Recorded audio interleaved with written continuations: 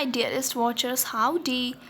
I am coming today with an effectual video of very interesting topic of science. The chapter name is cell. I know science का जो chapter ये है cell वो बहुत ही interesting है और साथ ही साथ थोड़ा सा डिफ़िकल्ट भी। तो जो भी डिफ़िकल्ट है उस डिफ़िकल्टीज़ को क्लियर करने आज मैं सेल चैप्टर का ये वीडियो लाई हूँ। ये जो पिक्चर आपको दिख रही है रॉबर्ट हुक की, इन्होंने सेल का डिस्कवर्ड किया था। Now before moving on the our points of cell chapter,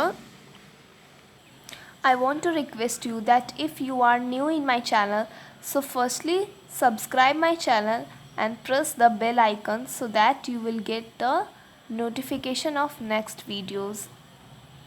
And yeah, don't forget to like my video and share it more and more. Now we will know about the internal part of the cell. इसे हम cell ऑर्गनलेस इसीलिए कहते हैं क्योंकि इसका मतलब होता है इंटरनल जो पार्ट होता है सेल का उसे हम कहते हैं ऑर्गनलेस सेल। ठीक है, तो इसका इंटरनल पार्ट कौन कौन सा होता है, उनके फंक्शंस क्या होते हैं, ये हम जानेंगे point wise point. Okay, so moving on the first point, mitochondria, what is it? Produce energy from food during respiration. That's why mitochondria are called powerhouse of the cell. Both animal and plant cell contain mitochondria. That means जो mitochondria होती है, ये देखिए हमारा figure में दिया हुआ है, ये यहाँ पे है ना, ऐसा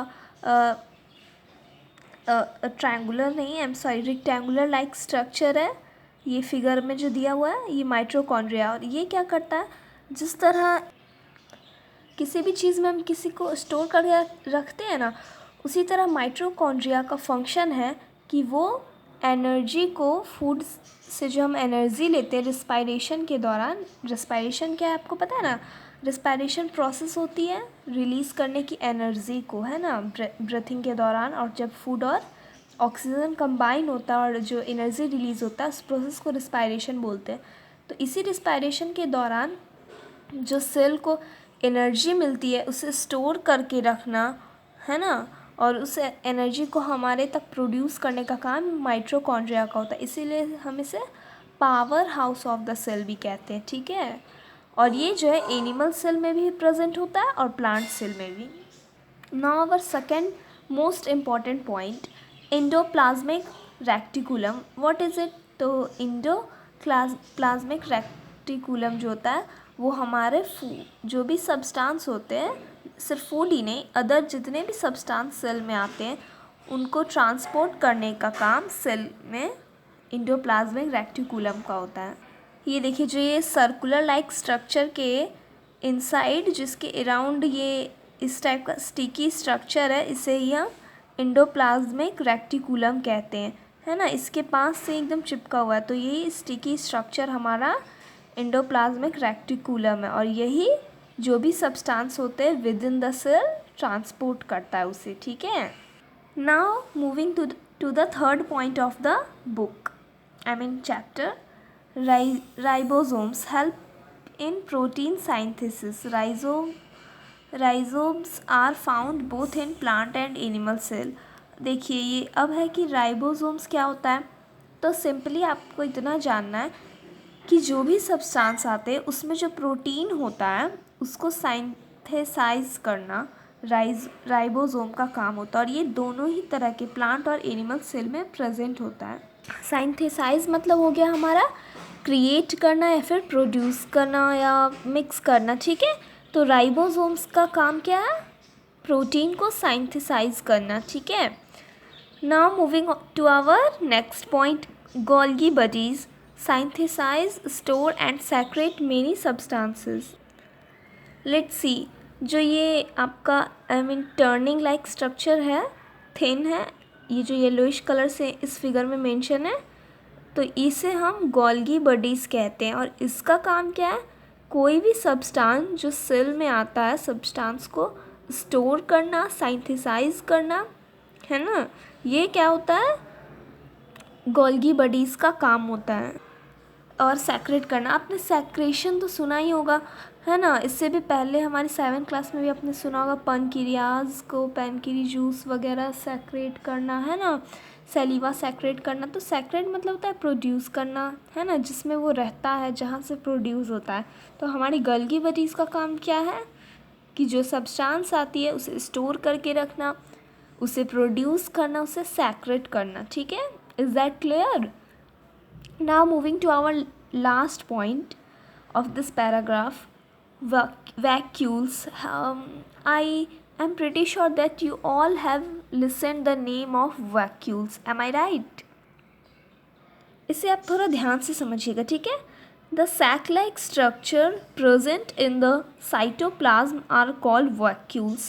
The vacuoles in plant cell are large. In animal cell, vacuoles occur less frequently and are similar in size.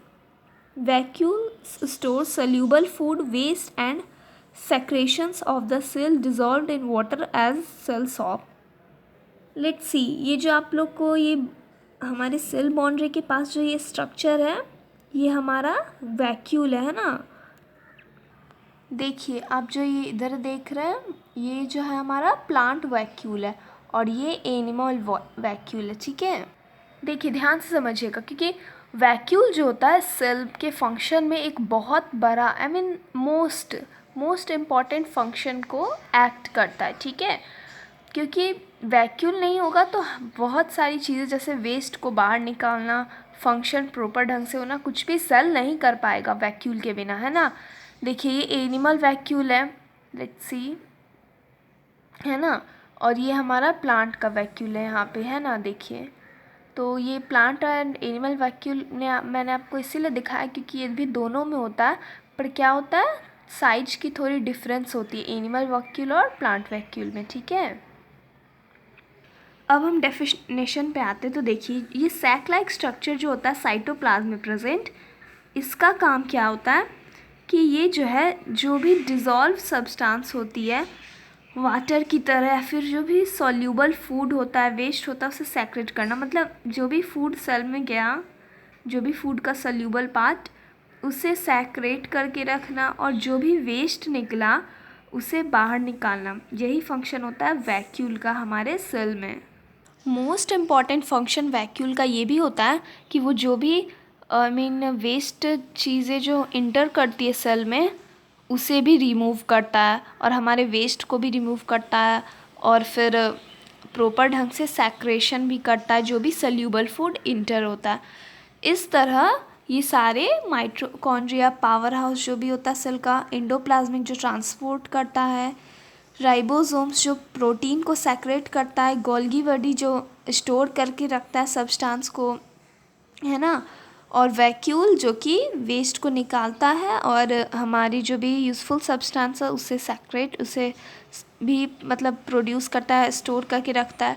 तो ये सारे मिलके जो है एक सेल को, जो ऑर्गेनलेस सेल है, उसे एक प्रॉपर ढंग से फंक्शन करने में हेल्प करते हैं। ठीक है, और तो आज के लिए इतना ही। आपने सेल का फंक्शन जाना कि सेल के इंटरनल पार्ट कैसे फंक्शन सेल का प्रॉपर वे से करवाते हैं। और अगर आपको कोई भी डाउट है सेल से जुड़ी हुई, और आप सेल के फंक्शन के अलावा और भी सेल चैप्टर के फैक्ट्स को जानना चाहते हैं, तो please ask me on comments. I will uploading my next video on basis of your doubts. So don't forget to comment, share, like and subscribe. Bye bye.